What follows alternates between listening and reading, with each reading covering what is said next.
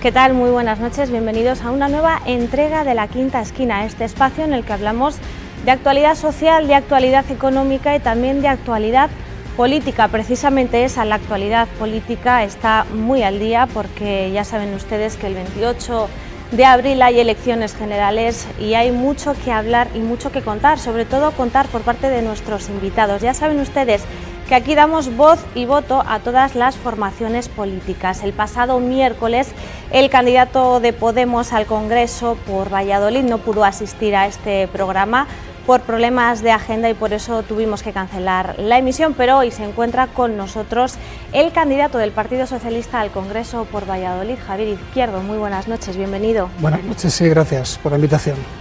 También saludar a los compañeros que nos acompañan en esta mesa. Tamara Hernández, coordinadora de Radio, buenas noches. Buenas noches. Y Pablo Lago, director del Mundo de Valladolid y el Mundo de Castilla y León. Buenas noches, Hola, Pablo. buenas noches. Muchos asuntos sobre la mesa que le queremos preguntar a Javier Izquierdo, porque además Javier Izquierdo fue hasta hace unos días secretario general de Infraestructuras del Ministerio de Fomento y hay muchos proyectos que afectan a Valladolid, como por ejemplo uno del que se está hablando todavía a día de hoy. Hay partidos que siguen defendiendo para Valladolid el soterramiento. Lo hacía ayer el candidato de Podemos al Ayuntamiento de Valladolid, ha insistido en ello muchas veces también Pilar del Olmo. Usted, que ha trabajado mano a mano con el ministro de Fomento, ¿cree que hay opciones reales de que se pueda hacer ese soterramiento en Valladolid? Lo que hay en estos momentos es un convenio que suscribió 3 gobiernos, el Gobierno de España, en aquel momento presidido por Mariano Rajoy y con Íñigo de la Serna de ministro de Fomento, por la Junta de Castilla y León, con Juan Vicente Herrero de presidente y Pilar del Olmo de consejera de Economía todavía de la Junta de Castilla y León y el alcalde de Valladolid. Y a eso es a lo que hay que quitarse en este momento, un convenio que lo que plantea es una integración del ferrocarril que es probablemente la mejor de las posibles, porque hay que tener en cuenta la situación financiera que tenía la sociedad del soterramiento. Bueno, todos son sobradamente conocidos los problemas que hubo en su momento con las Comfort Letter, la enorme deuda que condicionó a este proyecto y que por tanto a lo que se ha llegado es a una solución, como digo, la mejor de las posibles. Sin embargo, hay candidatos, ya le digo, como Pilar del Olmo, ahora candidata al Ayuntamiento de Valladolid por el Partido Popular, y ayer el candidato de Podemos, que van a llevar esa propuesta en su programa electoral, porque además dicen que el Ministerio sí ha apoyado otros proyectos como el de Murcia, por ejemplo, y creen que es posible. Por eso le pregunto si usted, que ha trabajado con el ministro, cree que es inviable realmente llevar ese proyecto a Valladolid. Lo que habría que preguntarle al Partido Popular y a Pilar del Olmo es por qué cuando ella, siendo consejera de Economía de la Junta de Castilla y León, se llevaba el convenio a aprobar por la Junta de Consejeros, votó a favor de ese convenio, ¿no? y permitió que se suscribiera un convenio que, según ella, hay que cambiar en este momento. Yo creo que a los ciudadanos, si algo ha hecho el alcalde de Valladolid en estos años, es contarles la realidad de las cosas, las dificultades que tenía un proyecto desde el punto de vista financiero, y quien quiera contar que se puede hacer una operación de soterramiento en la ciudad tiene que explicar de dónde va a sacar los recursos, y la realidad es que los recursos pues los tienen que poner las administraciones, y una pregunta que habría que hacer a la Junta de Castilla y León es si está dispuesta a poner más dinero del que ha puesto en el actual convenio, y por tanto preguntarle directamente a la consejera que gestiona los recursos, a la consejera de Hacienda, a Pilar del Olmo, por qué tiene más credibilidad su palabra ahora que en otro momento, cuando está planteando esta solución de integración para la ciudad de Valladolid. Hablando de obras, porque me imagino que en breve nos metamos de lleno en lo que son las elecciones, partidos y demás, otra realidad es que está parada la Ciudad de la Justicia. Yo creo que es un proyecto en el que se está avanzando en estos años, ¿no? Hay un avance importante, sobre todo en la cuestión de la gestión urbanística, en obtener además los terrenos en un lugar que es en el que quería todo el mundo que esté la ciudad del campus de la Justicia, un lugar céntrico que es el que quieren los profesionales, que es el que quieren los jueces, los abogados, los procuradores, y por tanto un lugar que además desde el punto de vista de ciudad es tremendamente interesante, porque es un lugar que va a mantener una actividad en el centro de la ciudad y por tanto posibilitar también el desarrollo y el mantenimiento del comercio y de la vida en la ciudad histórica, que en estos últimos años lamentablemente sufrió fuertes golpes con la salida de algunas sedes administrativas desde el centro a la periferia, algunos barrios que por otra parte tampoco han visto incrementar su actividad, porque esa dispersión de sedes no compensa lo que significa tenerlas todas en el centro de la ciudad desde el punto de vista de atracción para los ciudadanos y para el comercio. ¿Pero hay algún avance o se considera que puede haber alguna salida ya más inmediata? Bueno, yo creo que están trabajando todas las administraciones y seguramente lo importante es disponer de los terrenos y a partir de ahí elaborar los proyectos, y ese es el principal de los avances, y sobre todo el convencimiento de que la ubicación es la que ha querido todo el mundo en todo momento y que en otras circunstancias se renunció y se demostró que se era incapaz de hacer una gestión que obtuviera esos terrenos, y que por tanto el alcalde de Valladolid ha priorizado los intereses de la ciudad, los intereses de una ubicación que es estupenda para el comercio de la ciudad, y eso yo creo que es una magnífica noticia. Sin embargo, en los presupuestos generales del Estado no se contempla mucho apoyo para este proyecto de Valladolid, de la Ciudad de la Justicia. Los presupuestos generales del Estado no se aprobaron, por lo tanto no se completó la tramitación, pero no me cabe la menor duda de que en el conjunto de las bolsas que hay de proyectos para todos los ministerios, como hay en el propio Ministerio de Fomento donde yo he estado, hay bolsas presupuestarias que permiten incorporar la redacción de proyectos como este sin ningún género de dudas. Yo creo que la obligación que tenemos los periodistas es con los políticos someterlos al test de la coherencia, que es lo más importante. Estoy de acuerdo con usted, el PP no tiene ni autoridad, no sé si moral, pero política ninguna para pedir el soterramiento, porque han sido sus gobiernos los que, con los acuerdos con el Ayuntamiento de Valladolid, enterraron el soterramiento en Valladolid. Sus gobiernos de Mariano Rajoy, de Íñigo de la Serna y de Juan Vicente Herrera, con el consejero Quiñones, son los que decidieron enterrar el soterramiento. Quiero decir que seguramente lo va a pasar mal la candidata del Partido Popular para defender el soterramiento ahora. Pero ya que han hablado de dos cosas que son contrapuestas, por el contrario, la Ciudad de la Justicia, ustedes fueron los que decidieron y se empecinaron en cambiar el lugar de la Ciudad de la Justicia, porque dijeron que se iba a hacer ahí.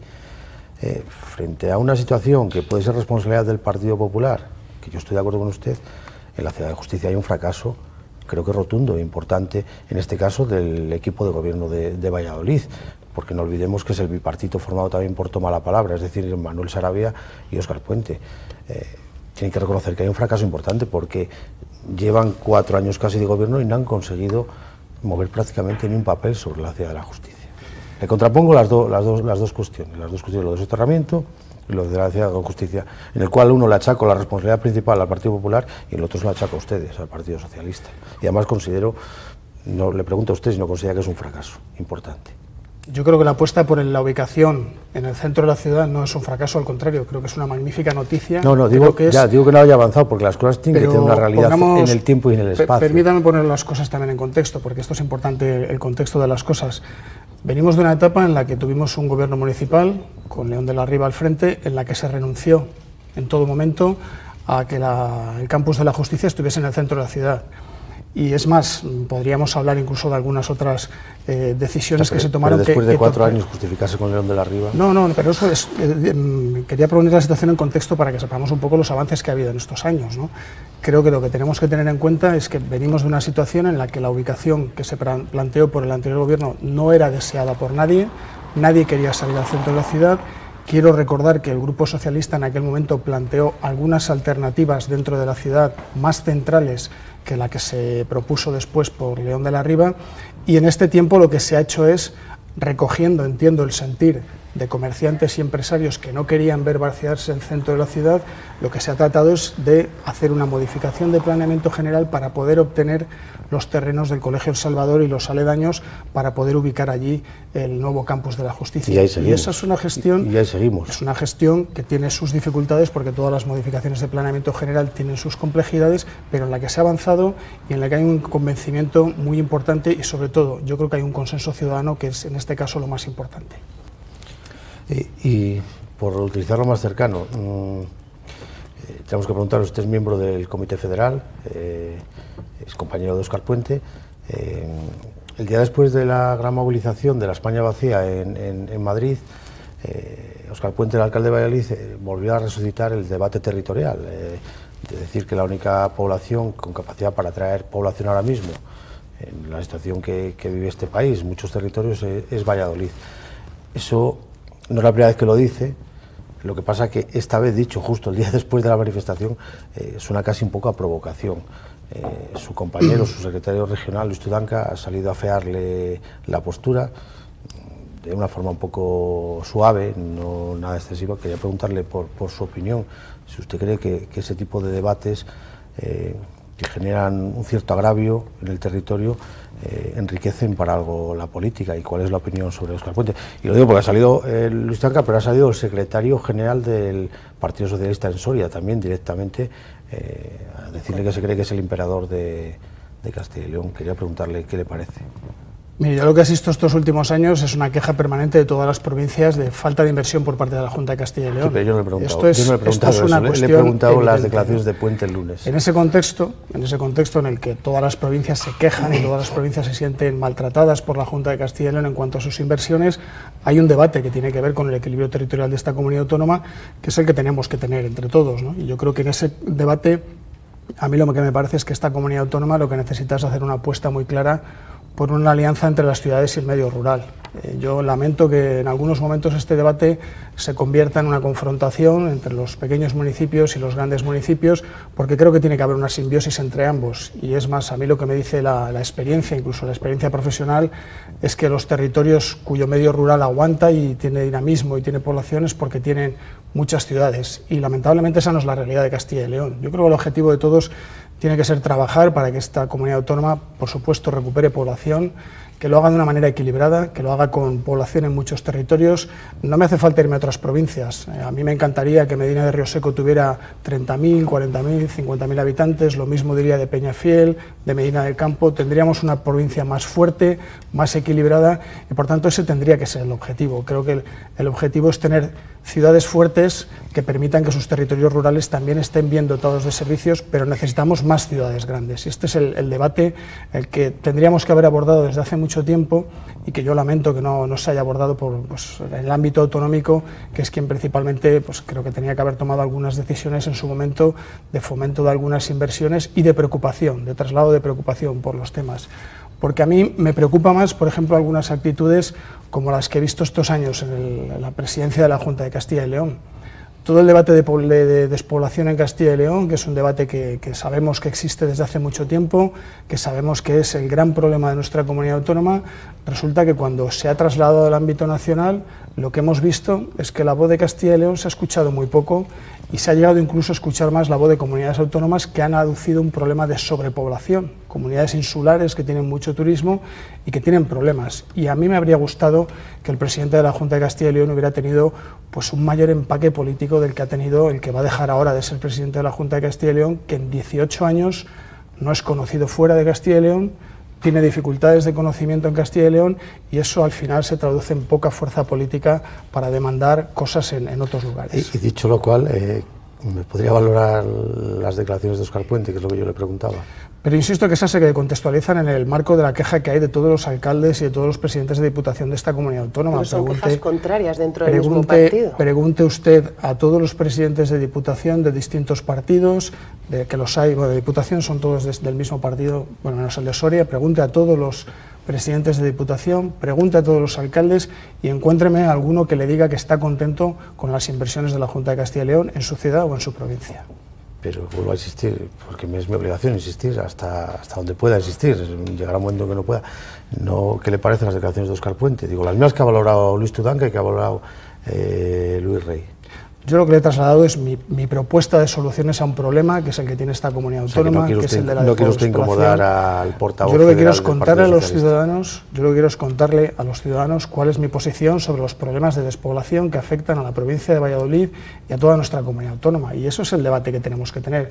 Lo demás, estará muy bien, serán juegos florales y nos entretendremos en discutir sobre opiniones de unos y otros, pero creo que no van a resolver los problemas, y a mí lo que me interesa en este momento es tratar de aportar propuestas y soluciones para resolver los problemas que son muy graves, lamentablemente, de despoblación en esta comunidad autónoma. Pero no sería una propuesta la opinión o la propuesta que daba Óscar Puente para llevar al Congreso y favorecer al medio rural, no entraría dentro de las propuestas de Javier para poder llevar al Congreso. Las propuestas del Gobierno de España están en la estrategia recientemente aprobada, en las directrices de la estrategia contra despoblación que aprobó el Consejo de Ministros, y ese es el marco del debate en este momento. Es un documento que además está vivo, que se va a debatir con las comunidades autónomas y con los ayuntamientos, y por tanto allí se podrán aportar todas las ideas y las soluciones que cada uno tenga y entienda, porque en esto seguramente las opiniones no van a ser iguales las de todos, y lo importante será también, como en muchos temas, en este caso sí que es un tema de Estado, el de la despoblación, no solo en Castilla y León, sino también en otros territorios,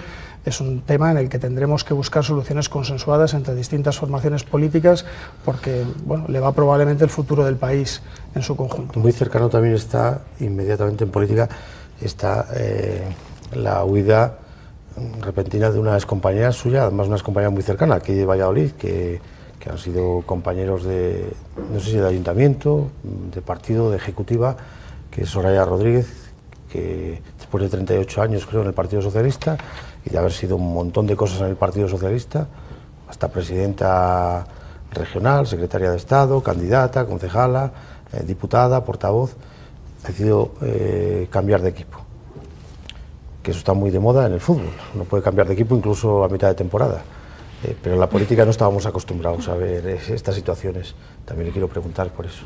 Bueno, yo creo que esta es una noticia que todo el mundo entiende cuáles son las razones. Se acaba de producir hace unas horas, por eso es la pregunta. Sí, pero bueno, creo que todo el mundo sabe perfectamente cuáles son los motivos de esa decisión, y bueno, yo creo que es una noticia que no merece ningún comentario. ¿Y cuáles son los motivos de esa decisión? No, insisto, creo que es una noticia que se comenta por sí misma y no merece ningún comentario. ¿Usted lo hubiera hecho? Yo personalmente no. Buenas tardes. ¿Y qué le parece que ya lo haya hecho? Creo que eso lo tiene que valorar la persona que ha tomado las decisiones y el conjunto de la ciudadanía en su conjunto. ¿Y cree que le aporta a Ciudadanos este tipo de fichajes? Bueno, lo que está claro es que Ciudadanos está en una deriva, pues, cuando menos sorprendente, ¿no? En la búsqueda de alternativas y de candidatos. Yo, si le aporta o no le aporta, lo habrán valorado, será su estrategia. Yo, desde luego, lo que me preocupa y me ocupa es la estrategia del Partido Socialista, trasladarle a los ciudadanos sus ideas, sus propuestas, y lo que otros partidos decidan hacer en la selección de sus candidatos, pues ellos sabrán lo que tienen que hacer y lo que consideran que es mejor para sus opciones políticas. Da la sensación de que están ustedes encantados, que se han quitado un problema de en medio con la marcha de Soraya Rodríguez. Yo insisto en que creo que son noticias que se comentan por sí solas. La irrupción de Vox, me gustaría hablar un poquito, estábamos hablando de Ciudadanos, yo no sé cómo lo ven. A mí lo que me interesa es explicarle a los ciudadanos qué es lo que significa un partido como Vox, que es una parte más de la derecha, que antes estaba bajo un paraguas que era el Partido Popular, donde estaban acogidas todas las derechas de este país, y sobre todo lo que me interesa es explicar cuál es el modelo de sociedad que representa el Partido Socialista y cuál es el que representa por contraposición los partidos de la derecha de este país, porque lo que Vox está trasladando está siendo recogido en mayor o menor medida por el resto de formaciones políticas de la derecha, y estamos asistiendo a debates que hasta este momento eran derechos conseguidos por la ciudadanía que nadie ponía en cuestión y que sin embargo se están viendo erosionados desde el punto de vista del discurso público. Derechos que afectan a las mujeres, derechos que afectan a las pensiones, derechos que afectan al estado de bienestar, cuando el otro día oímos al portavoz económico de este partido de Vox hablando de que la sanidad, la educación tienen que ser privatizadas y proveídas por empresas privadas sin que haya lo que entendemos el principio de solidaridad, y por tanto es un modelo de sociedad que lo que viene a decir es que quien tiene dinero para pagarse sanidad y educación se lo podrá pagar, y quien no, bueno, tendrá un mínimo de beneficencia, pero nada más. Y ese no es el modelo de solidaridad, desde luego, que defiende el Partido Socialista, en el que creemos que todos los ciudadanos tienen el mismo derecho de acceso a la sanidad, a la educación, a las políticas sociales. Por tanto, son sociedades radicalmente distintas en derechos de igualdad entre hombres y mujeres, y por supuesto en los derechos que hasta ahora todos entendíamos que era lo básico, como la sanidad y la educación en nuestro país. Eso está claro. Lo único, las encuestas son lo que son, sin que les ha ido dando, bueno, pues una participación bastante más alta. Yo no sé si les preocupa. A mí lo que me preocupa es trasladarle a los ciudadanos correctamente nuestro programa, nuestras propuestas, y lo que va a ser una propuesta de gobierno ilusionante que permita seguir transformando este país, frente a una propuesta que, como digo, está cogiendo el conjunto de la derecha, que es una propuesta involutiva y de retroceso en derechos y en garantías del estado de bienestar. Y este es el gran debate que vamos a tener el 28 de abril. Esta es la gran pregunta que los ciudadanos, cuando voten, van a tener que responder. Si quieren una sociedad equilibrada, cohesionada, integradora, una sociedad que garantice los derechos de todos, o una sociedad en la que algunos puedan tener unos derechos en función de la cartera que tengan, de los recursos económicos que tengan. Ese no es el modelo, desde luego, del Partido Socialista. Pero la realidad es que el escenario actual de partidos con mayor número de formaciones políticas divide el voto, esa es una realidad. ¿Cómo cree que le va a afectar a ustedes, al Partido Socialista?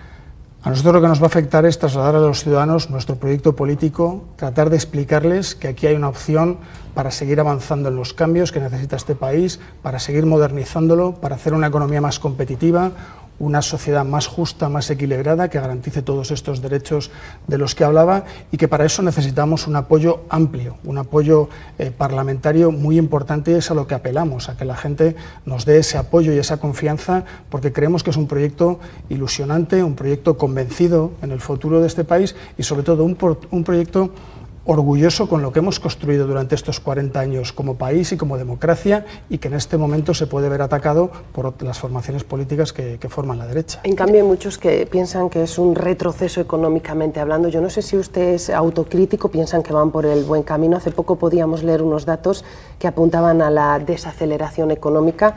Le paso a leer, por ejemplo, la disolución de empresas aumenta un 173%, la inversión extranjera desciende también. Los datos del turismo son peores respecto a los de mayo, hemos tenido una caída de viajeros de casi el 50%, en deuda pública hay 20.479 millones de euros mayor que en mayo. Yo no sé si todos esos datos dan que pensar. Los datos más importantes que tenemos recientemente son: seguimos creciendo, estamos creciendo el PIB a un 2,4% y estamos creciendo incluso muy por encima del crecimiento de la zona euro. Es decir, en estos momentos la situación de España es mejor, con diferencia, y además en una economía en fase de crecimiento. Ayer tuvimos los datos del paro, yo creo que dentro de lo que es la evolución, pues son unos datos que apuntan en una buena dirección, y por tanto esos son indicadores también positivos de cuál es la situación de la economía española. Dicho esto, sí que es cierto que este es un compromiso también que se hizo tanto en el momento de proclamarse Pedro Sánchez presidente de gobierno como ahora en el programa electoral, que uno de los compromisos fundamentales es cumplir las reglas de estabilidad presupuestaria, la senda que se ha acordado con Europa, una senda que fue rechazada por la derecha en el Parlamento español, pese a haber estado acordada con la Comisión Europea, y que nos permitiría cumplir mucho mejor con esos objetivos de déficit sin acudir a políticas como las que hemos conocido en los 7 años del Partido Popular, en los que el apretón de cinturón presupuestario se tradujo además en un recorte brutal de las políticas sociales. Y nosotros lo que estamos proponiendo es un modelo en el que, conjugando crecimiento económico, conjugando creación de empleo, también se generen más recursos para todas esas políticas públicas de solidaridad que necesitan muchos de los ciudadanos de este país, como los parados de más de 52 años que han recuperado su subsidio, como todos los mayores que van a dejar de copagar los medicamentos, todos los mayores de rentas bajas, todas las viudas, para incrementar y actualizar las pensiones conforme al IPC, como se ha aprobado recientemente también desde el 1 de enero ya en vigor, y ese es nuestro modelo. Ese es el modelo en el que confiamos en que el crecimiento económico y genere empleo estable genere recursos para sostener todas estas políticas del estado de bienestar. Vamos a volver al club al que se ha ido su excompañera durante tanto tiempo, Sara Rodríguez, a Ciudadanos, en este fichaje de primavera, ahora que se han abierto la posibilidad de fichar no solo en invierno, sino también en primavera en la política, que no deja de sorprendernos. El candidato en Castilla y León, Igea Arisqueta, dice que es la regeneración, la única regeneración posible aquí en Castilla y León, y lo dice después de que su partido se haya visto envuelto en el controvertido fichaje de Silvia Clemente y todavía inmerso en todo el terremoto del pucherazo que está sin resolver, que es una cuestión antológica que no hemos visto en la política de este país, y mira que hemos visto muchas cosas en la política en este país durante 40 años. Quería preguntarle por eso, sobre todo por una cuestión, porque por lo que dicen las encuestas, Ciudadanos y Igea Arisqueta podría ser fundamental en el gobierno de Castilla y León después de abril, porque después de abril llegan otras elecciones muy importantes, que son las municipales y son las autonómicas. Se lo digo porque usted ha estado en el ámbito municipal y ha estado en el ámbito autonómico los últimos 8 años. Bueno, las medidas de regeneración democrática se demuestran con la práctica habitual en el Parlamento y en el Gobierno, ¿no? Y a lo que hemos asistido, por ejemplo, es algunos bloqueos en el Congreso de los Diputados por parte de la mayoría de la mesa del Congreso, que la tenía el Partido Popular y Ciudadanos, por ejemplo, para eliminar los aforamientos que contempla la Constitución, una reforma de la Constitución para eliminar buena parte de los aforamientos, que era una propuesta del presidente del Gobierno y que no pudo ser tramitada sencillamente por esa oposición manifestada en la mesa del Congreso por parte de estos dos grupos políticos. Y por tanto, yo creo que la regeneración se demuestra andando con medidas, con propuestas y poniéndolas en prácticas, y este es el reto en el que el Partido Socialista trabaja, ¿no? De mejorar todas estas cuestiones de dignificación de la vida pública, con una ley también de lucha contra la corrupción y contra el fraude. Por tanto, medidas que nosotros ya incorporaremos en nuestro programa y que realmente van a suponer, de aprobarse, supondrán una clara regeneración de nuestra vida pública que sin duda alguna requiere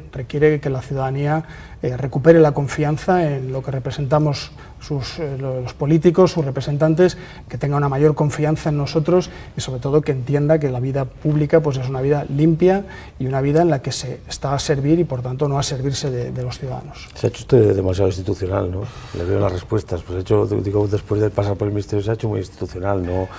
Ha perdido, no sé si el barniz político que tenía. Usted ha sido secretario general de nada menos que del Partido Socialista de Valladolid.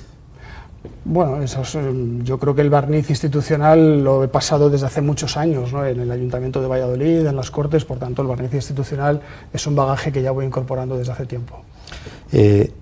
Usted ha sido secretario general de Infraestructuras del Ministerio de Fomento hasta hace poco y hay que hablar. Bien es cierto que el anterior gobierno, el de Mariano Rajoy, el de Íñigo de la Serna, que seguramente pasará a la historia, por lo menos de momento, como el peor ministro de Fomento de la historia de este país, especialmente para Castilla y León, no es que le vaya muy lejos el suyo Ábalos, lo que pasa es que ha tenido bastante menos tiempo para demostrar la incapacidad. Y me refiero a que el PP, Íñigo de la Serna, paralizó absolutamente todas las infraestructuras de esta comunidad, con lo necesarias que son las infraestructuras en un territorio despoblado, en un territorio que tiene el problema de la despoblación, que se tradujo el domingo pasado en las calles de Madrid. Es fundamental la digitalización, pero también las infraestructuras. Pero su gobierno lo que ha hecho es alentar la paralización también de las infraestructuras. Sí quería preguntarle, hay un par de tramos de la 11, que es la vía de comunicación más importante de esta comunidad, pasa por 5 provincias y vertebra toda la comunidad, y estamos hartos de oírselo decir a todos los políticos de esta comunidad, y en 20 años no han sido capaces, ningún gobierno, ni del Partido Socialista ni del Partido Popular, la gobernación, de hacer esa infraestructura tan vital y necesaria que todo el mundo coincide que es fundamental. Pero hay un par de tramos que están cercanos a la inauguración. Usted, que viene del Ministerio, ¿sabe para cuándo se abrirán? Digo, por la ansiedad que tienen los sorianos, los burgaleses, los vallisoletanos y los segovianos, porque pasan por todas esas provincias, y los zamoranos, que también transitan por ahí. Bueno, yo en primer lugar lo que quería plantear es, el Ministerio no ha paralizado las inversiones. Yo lo que quiero trasladar es una preocupación con la que llegamos al Ministerio. Las ha dejado paralizadas como estaban. Lo que quiero trasladar es una preocupación con la que llegamos al Ministerio y quiero que, además creo que esta la entienden los ciudadanos, especialmente de esta comunidad autónoma. Cuando nosotros llegamos al Ministerio nos encontramos con una red de carreteras del Estado que, aparte de tener obras paralizadas, con lo que nos encontramos es que tenía muchos kilómetros de autovía con un deficiente estado de conservación. Y este es un problema de primer orden, porque premisa que tenía el ministro de Fomento, José Luis Ábalos, es la seguridad en las infraestructuras, y desde luego hemos tenido algunas autovías en un estado deplorable, donde la única medida que se tomaba era poner señales limitando la velocidad a 80 por hora.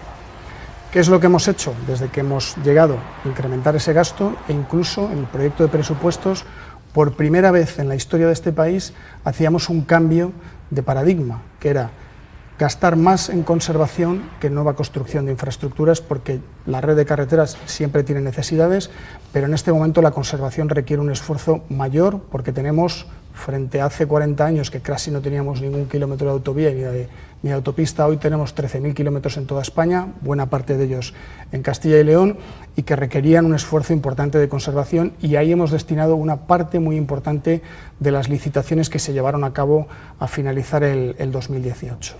En cuanto a la autovía del Duero, efectivamente es una autovía que tiene unos retrasos acumulados que yo no voy a poner en duda, porque es evidente que es una autovía que tendría que estar, que todos desearíamos que hubiera estado concluida antes de lo que está, pero que también quiero poner en valor lo que se ha hecho en esta etapa reciente, ¿no? Se ha aprobado el estudio informativo definiendo el trazado concreto del tramo desde Zamora hasta la frontera hasta la frontera portuguesa.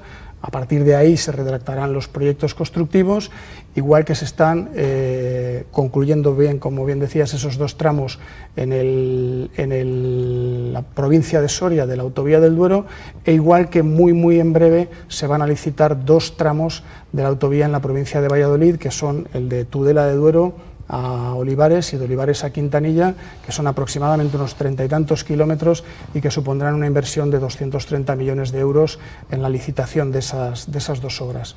Es más, si estas obras no hubiéramos arrancado con su licitación, que no estaba arrancada cuando nosotros llegamos al Ministerio, se correría el riesgo de caducidad de la declaración de impacto ambiental y tener que volver a empezar toda la tramitación administrativa, con lo cual imagínese lo que estaría pensando el común de los ciudadanos de esta comunidad autónoma. Por tanto, lo que vamos a garantizar es que se licita ya, en breve, no quiero dar un plazo exacto porque... ¿Con la licitación llega para evitar la caducidad de... Licitación, adjudicar y empezar las obras tiene que empezar la obra para año, evitar... efectivamente. Bueno, sería el culmen del fracaso de la política si se produjera una cosa como esa. Pero para eso hemos trabajado, para evitar... Pero hay más infraestructuras, es decir, usted está hablando de que van a licitar nuevo, me acaba de decir que se han preocupado de la conservación más que de lo nuevo. No estoy hablando de lo nuevo, estoy hablando de todas las infraestructuras que hay empantanadas en Castilla y León y que afectan enormemente a Valladolid, porque es el centro del corazón y el eje del que parte prácticamente todo. No hay una comunidad que tenga tantas infraestructuras empantanadas como Castilla y León, y son infraestructuras que no solo sirven a Castilla y León, sirven a más territorios. La continuidad de Valladolid hacia Burgos, le hablo, por ejemplo. La continuidad de la autovía... No, el AVE a Burgos. El AVE a León lleva 4 años sin alcanzar la velocidad que tiene que alcanzar. Pero bueno, por lo menos hay el AVE. Pero es un AVE que pasa también por aquí, por ahí. Pero no son capaces de poner en marcha la velocidad AVE con todas las inversiones que se han hecho en esa vía. Ya que lo dices, se lo menciono. La autovía. La variante de Segovia, que también es importante para Valladolid, porque mire... Si en vez de ir por la A6 se va por la de Segovia, nos ahorramos la mitad del peaje, por ejemplo. Pero claro, ahora nadie va por Segovia porque hacer todo el rodeo que supone la falta de una variante, pues te retrasa un montón el tiempo. Los talleres de Renfe, que parece ser que se van a trasladar el día 8, no lo sabemos, porque, a ver, lo importante no es que se traslade el mobiliario ni las sillas ni nada, lo importante es que traslade la gente y que empiece a tener actividad. Eso allí, es decir, estamos hablando de un montón de cosas en Castilla y León, y no de nuevas, sino de las que están empantanadas, que las empantanó Zapatero cuando le llegó la crisis, por sorpresa, y las mantuvo empantanadas Rajoy, y es verdad que su gobierno ha estado muy poco tiempo y se le puede achacar la parte porcentual de esa paralización. Yo creo que en el caso de los talleres es una magnífica noticia que empiece el traslado la semana que viene, y lo digo porque primero se resuelve un problema que estaba ahí sin acabar de resolverse y que va a permitir sobre todo una cosa que es muy importante, ¿no? que tengamos unos talleres modernos, funcionales y que den un impulso también a la actividad industrial de nuestra ciudad. Yo creo que esa es una magnífica noticia y evidentemente tiene que ir acompañado el traslado, por supuesto, con la actividad y con el mantenimiento y la conservación, y ese es el siguiente paso, ¿no? Pero creo que es una magnífica noticia. Por tanto, aquí hay un avance.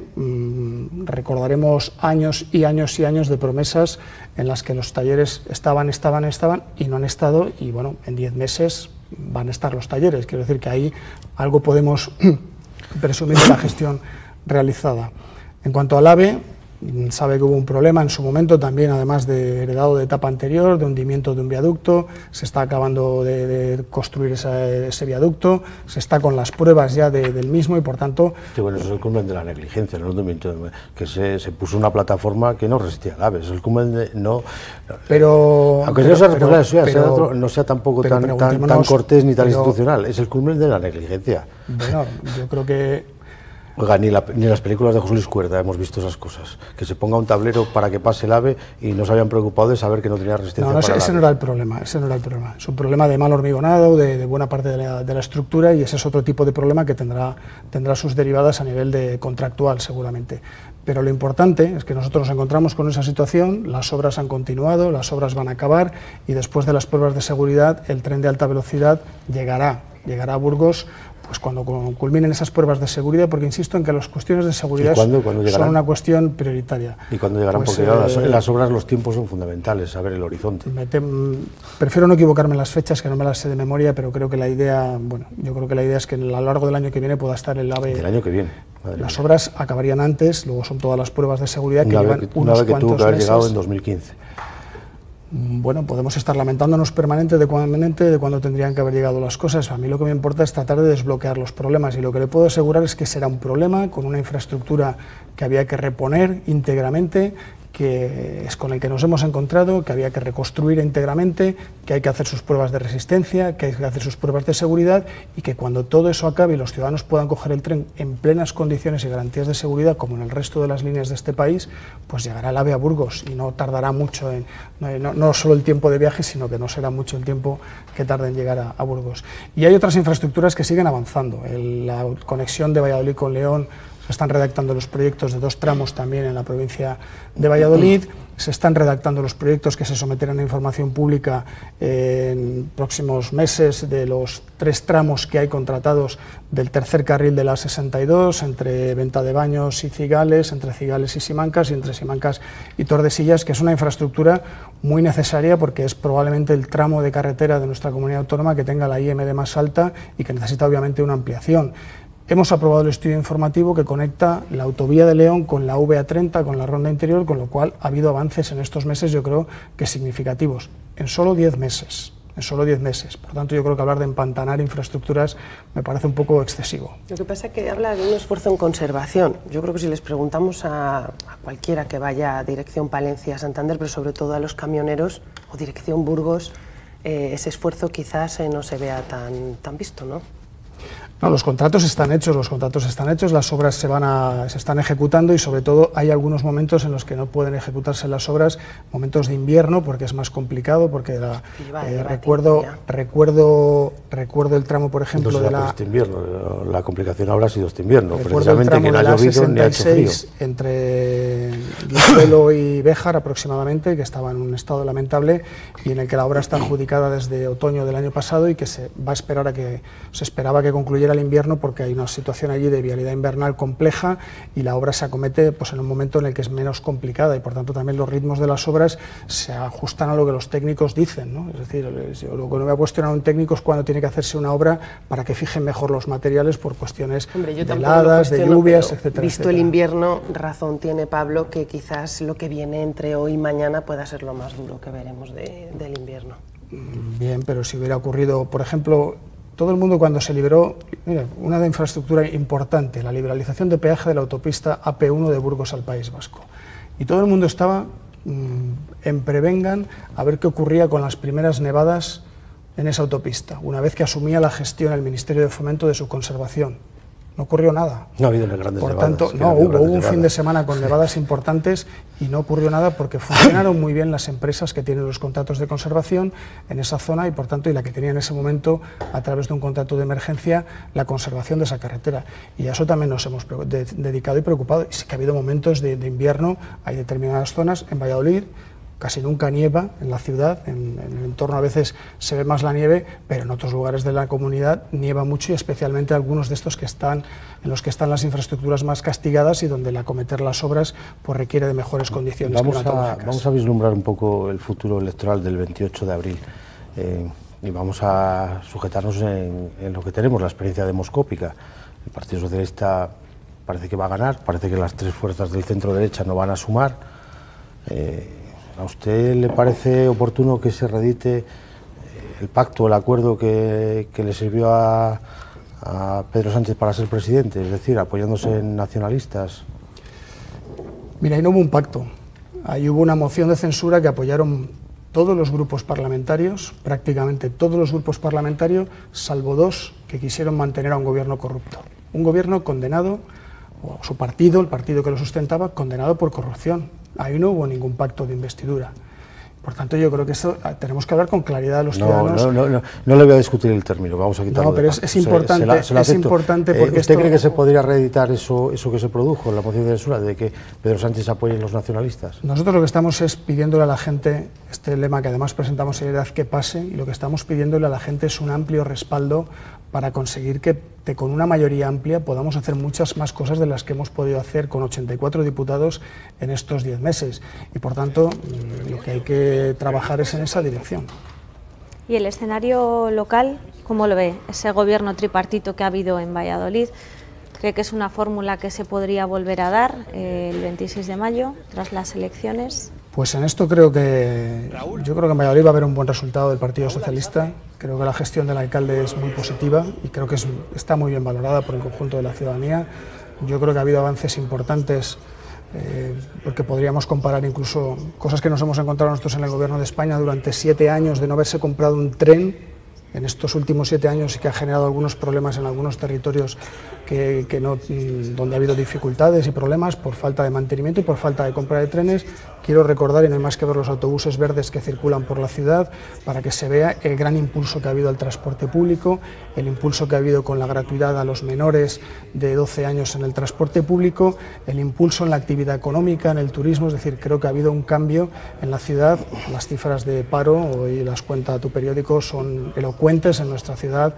La evolución es mejor que la media, y por tanto esa es una buena garantía de la gestión que ha hecho Óscar Puente al frente del Gobierno. Y creo que tiene un valor, lo ha hecho desde el diálogo y sin que no haya ocurrido nada que la gente diga la ciudad está preocupada por alguna cuestión fundamental. Se sigue respetando a todo el mundo, todas las tradiciones, todas las cuestiones que alguien podía poner en tela de juicio, y la ciudad yo creo que ha progresado, y por tanto lo que vaticino es un muy buen resultado para Óscar Puente como candidato a la alcaldía de Valladolid. ¿Pero cree que se puede repetir ese tripartito o que va a haber mayoría absoluta tal y como... Pues en esto supongo que lo que querrá Óscar Puente es tener el mayor respaldo posible, al igual que estamos trabajando para que Pedro Sánchez tenga el mayor respaldo posible y que le permita gobernar con la mayor comodidad posible. Y usted ha pasado por los 3 escenarios, ahora está en el escenario nacional, pero ha pasado antes por el ayuntamiento. Supongo que sentiría un poco de pena de no haber podido participar, después de haber estado en la oposición, en el gobierno de la ciudad. Es verdad que lo que sentí fue una enorme alegría porque Óscar Puente fuese alcalde de Valladolid. Eso me imagino que también. Es verdad que ahora también se abre un escenario como nunca ha ocurrido en Castilla y León, en la comunidad. Se abre un escenario incierto y nos sujetamos a las encuestas, que es lo único que tenemos para interpretar la realidad venidera. ¿Usted cree que se va a poder producir ese cambio, de que después de 33 años va a poder cambiar el gobierno de Castilla y León? ¿Y por qué cree, si es así? Lo digo porque usted también ha participado hasta hace muy poco tiempo, ha sido la mano derecha en las Cortes de Luis Tudanca. O la izquierda, o las dos, no sé cuál. Bueno, yo creo que el trabajo es colectivo, no es trabajo ni de manos derechas ni de manos izquierdas, es un trabajo colectivo de un grupo de personas que ha estado muy implicado y que sigue muy implicado en el trabajo con Luis Tudanca, con el objetivo, evidentemente, de hacerle presidente de la Junta de Castilla y León. Si lo que me pregunta es el diagnóstico que yo hago de Castilla y León y cuáles son las causas, pues esta también es la otra pregunta que tendrán que responder los ciudadanos el próximo 26 de mayo, ¿no? Y para mí la pregunta que hay que hacerse es ¿qué ha cambiado en esta comunidad autónoma desde que Herrera o desde que el Partido Popular hace 32 años cogió la rienda de la comunidad? Y lo que ha cambiado es que tenemos mucha menos población, que pesamos menos en el conjunto de la economía del país, hemos perdido mucha capacidad de generar riqueza, otras comunidades han crecido más que la nuestra, perdemos capacidad también, masa en el total de los trabajadores que tiene nuestro país, y por tanto todos los indicadores lo que indican es que esta comunidad ha ido languideciendo, y esta comunidad necesita un cambio y nuevas oportunidades y mirar al futuro con ilusión y no con dejadez. E insisto en una idea que trasladaba antes. Yo lo que espero es que el próximo presidente de la Junta de Castilla y León, que se va a llamar Luis Tudanca, espero, y estoy seguro de que lo va a hacer, que tome las riendas con fuerza de esta comunidad autónoma y que haga valer la fuerza política de lo que es la presidencia de una comunidad autónoma como es Castilla y León. Porque lamentablemente durante 18 años nadie ha conocido a Herrera fuera de esta comunidad autónoma, e incluso hay mucha gente que dentro tampoco le ha conocido como presidente de la comunidad. Con esa poca fuerza, poco se puede ir a pedir y a reivindicar y sobre todo hacer valer la posición política y las necesidades no de una comunidad sino de los ciudadanos de Castilla y León. Desde Diario de Valladolid, El Mundo de Castilla y León, desde Radio, desde la 8 de Valladolid, Radio y Televisión de Castilla y León, estaremos muy pendientes, seguro, de todo lo que ocurra en este escenario político. Javier Izquierdo, muchas gracias por acompañarnos esta noche. Muchísimas gracias a vosotros. Y a los compañeros también, despedirles. Pablo, Tamara, gracias. Buenas noches. Y a ustedes también, muchas gracias. Nos vemos el próximo miércoles, aquí en la 8 de Valladolid, en la Quinta Esquina. Buenas noches.